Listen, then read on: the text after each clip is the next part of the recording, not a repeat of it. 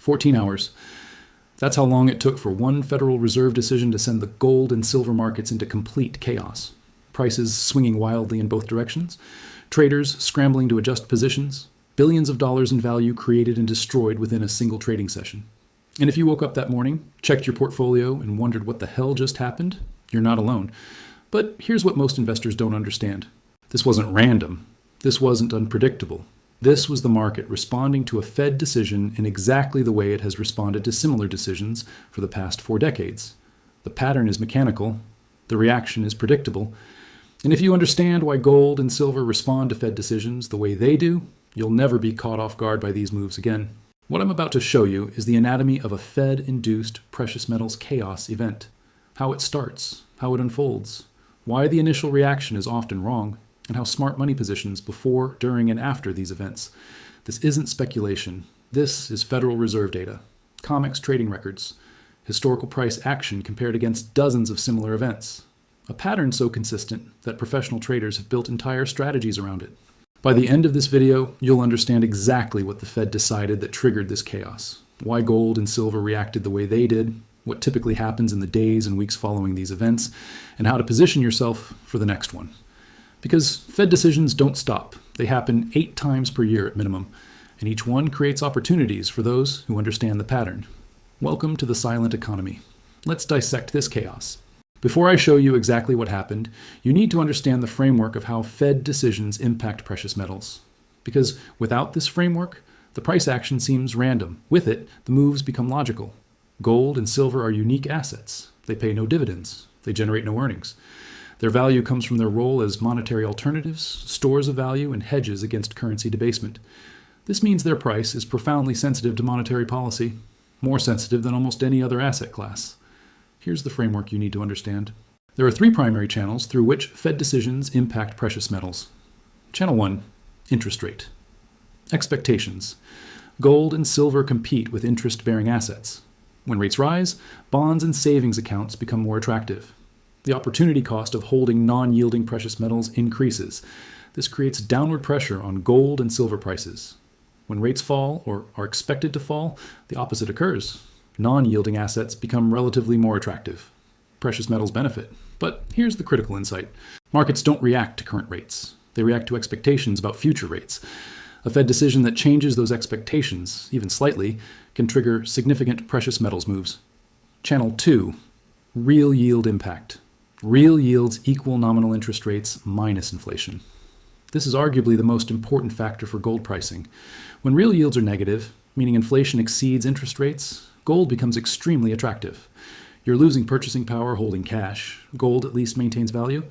When real yields are positive and rising, gold faces headwinds. Cash and bonds offer real returns. Gold's lack of yield becomes a disadvantage. Fed decisions that impact either the rate side or the inflation expectation side of this equation move gold dramatically. Channel 3, dollar dynamics. Gold and silver are priced in dollars globally. When the dollar strengthens, it takes fewer dollars to buy the same amount of gold. Prices fall in dollar terms. When the dollar weakens, it takes more dollars. Prices rise. Fed decisions are the primary driver of dollar strength or weakness. Rate hikes strengthen the dollar. Rate cuts weaken it. Hawkish language strengthens it. Dovish language weakens it. Now here's where the chaos comes from. Fed decisions don't impact just one channel. They impact all 3 simultaneously. And sometimes the channels conflict. A Fed decision might be bullish through one channel and bearish through another. The market has to sort out which channel dominates. This sorting process creates the chaos. The initial reaction is often wrong. It takes hours or sometimes days for the market to properly price in the full implications across all 3 channels. This is why you see violent swings in both directions after major Fed announcements. The market is processing complex, sometimes contradictory implications in real time. Let me show you how this has played out historically. Example 1, September 2007, the first cut. September 18th, 2007, the Federal Reserve cuts interest rates for the first time in 4 years, not by 0.25% as expected, by 0.50%, double the anticipated cut. The initial reaction in gold? Chaos. Gold spiked immediately on the rate cut announcement.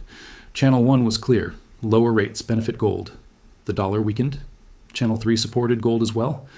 But then something unexpected happened. Gold reversed. Within hours, it had given back all its gains and was trading lower than before the announcement. What happened? Channel 2. The aggressive rate cut signaled that the Fed saw serious economic weakness ahead. If the economy was weakening, inflation expectations might fall. If inflation falls faster than rates, real yields could rise despite the rate cut. The market was processing conflicting signals. Rate cuts bullish, economic fear bearish for inflation expectations. Here's what followed. Over the next 48 hours, the market sorted it out. Gold stabilized. Then, over the following weeks, it launched higher. By March 2008, gold had hit $1,000 for the first time in history. The initial chaos was noise. The ultimate direction was clear once the three channels were properly weighted. Those who panicked, sold during the post-announcement chaos, missed one of the greatest runs in gold history. Those who understood the framework saw through the noise. Example 2, December 2015, the first hike.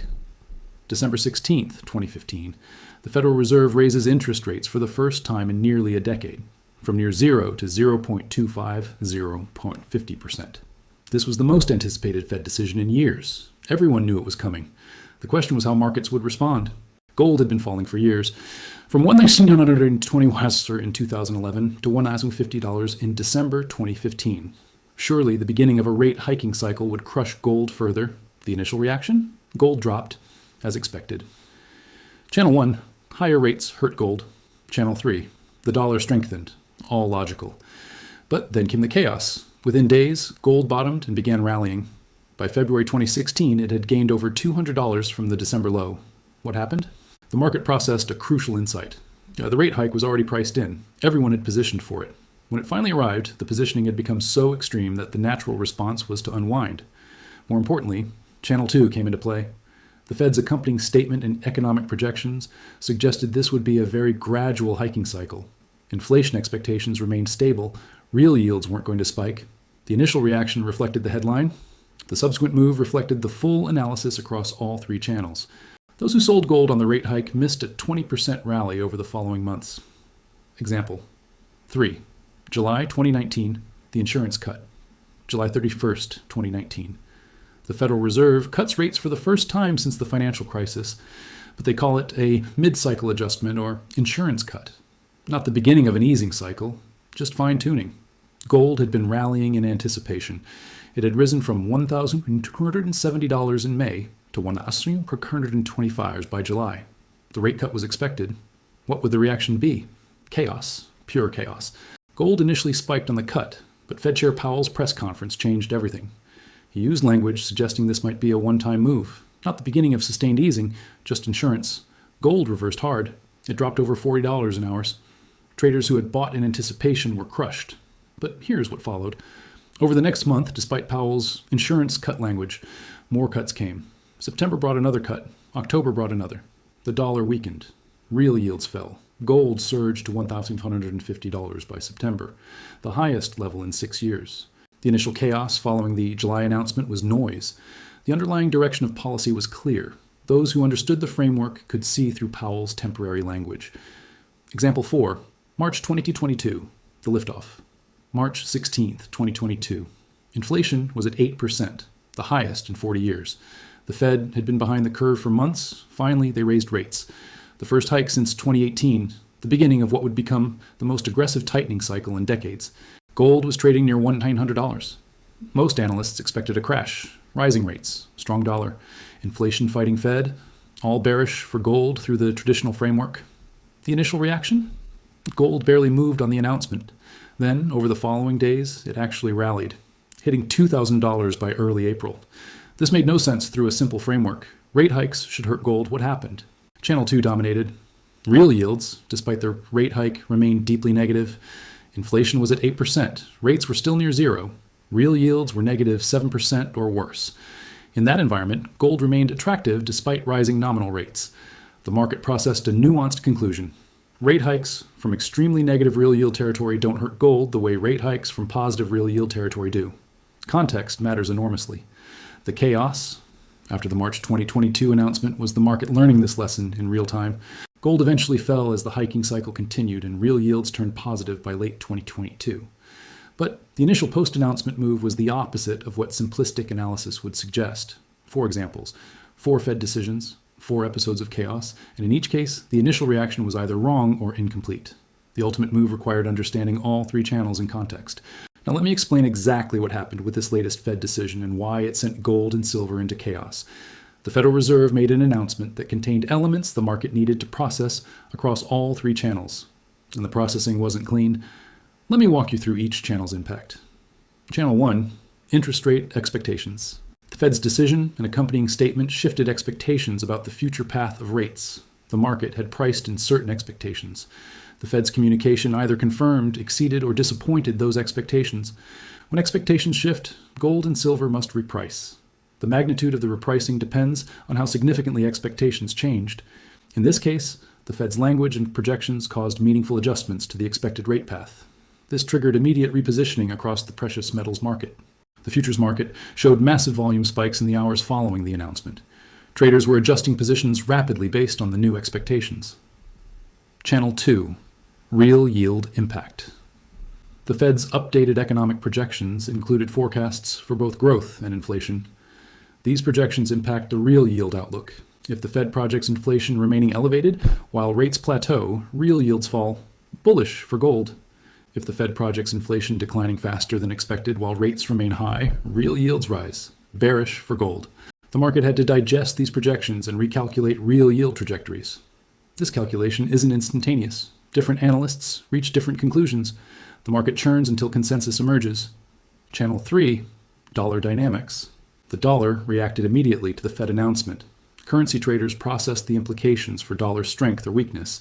Gold and silver, being dollar-denominated, had to adjust to this dollar move even before processing the direct precious metals implications.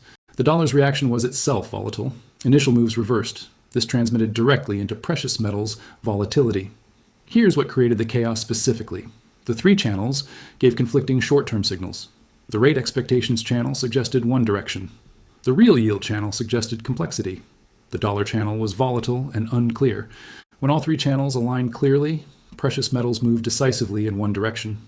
When channels conflict, you get chaos, violent swings in both directions as the market processes which channel will dominate. This is exactly what occurred. Gold swung higher on initial interpretation, then reversed lower as alternative interpretations emerged, then stabilized as the market reached preliminary conclusions. Silver, being more volatile, amplified these moves. The overnight session saw some of the largest volume in months. Leveraged positions were liquidated in both directions. Margin calls triggered chaos. But here's the critical insight for what comes next. Historical precedent shows that these chaotic post-announcement sessions are usually noise.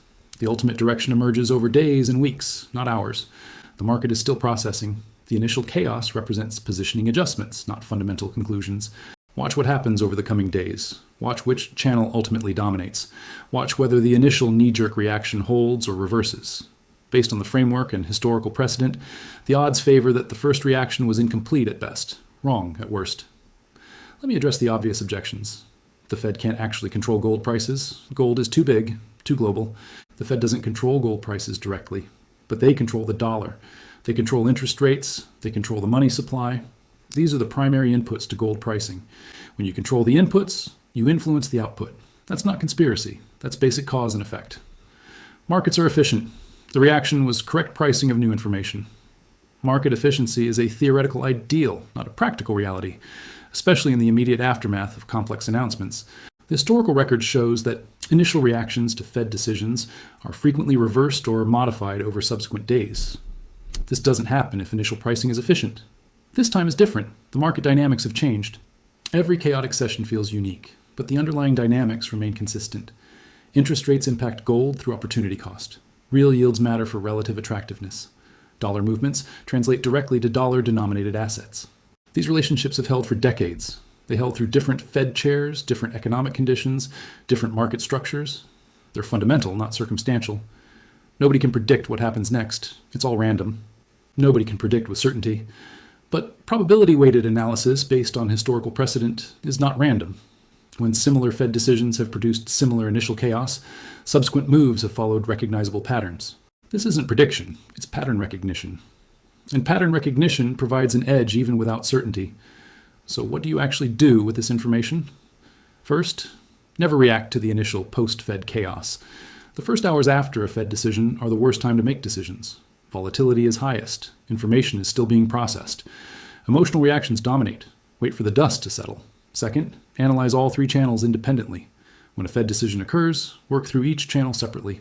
What are the rate expectations implications? What's the real yield impact? What's the dollar doing? Only when you've analyzed each channel can you weight the overall impact. Third, compare to a historical precedent. Ask yourself, when have we seen similar Fed decisions before? How did gold and silver react initially? How did they react over the following days and weeks? Let history guide your expectations. Fourth, watch for reversal patterns. Initial post-Fed moves that reverse within 48-72 hours often signal that the first reaction was wrong. This reversal pattern has provided entry points historically. Fifth, size positions for volatility. Fed announcements create volatility. If you're positioned in precious metals around Fed events, size your positions so that the volatility doesn't force you out of correct positions at wrong prices. Sixth, focus on the trend, not the event. Individual Fed decisions matter less than the overall trajectory of policy. Is the Fed in a tightening cycle or easing cycle? Is the trend toward hawkish or dovish? The trend dominates over time. Seventh, use the chaos for opportunity. If you understand the framework and the market is chaotically mispricing assets, the chaos is opportunity. Panic sellers at wrong prices create entry points for patient buyers who understand what's actually happening. This is the silent economy. The Fed just triggered chaos in the gold and silver markets. Prices swung wildly. Billions changed hands. And most investors had no idea why. Now you do. You understand the three channels through which Fed decisions impact precious metals. You've seen how similar chaos events have resolved historically. You have a framework for analyzing future Fed announcements. This edge is valuable because the chaos will return. 8 Fed meetings per year. Each one creates potential volatility. Each one creates opportunity for those who understand the pattern. Most investors will panic during the next chaos event. They'll react emotionally. They'll buy at tops and sell at bottoms. They'll be driven by the noise. You can choose differently.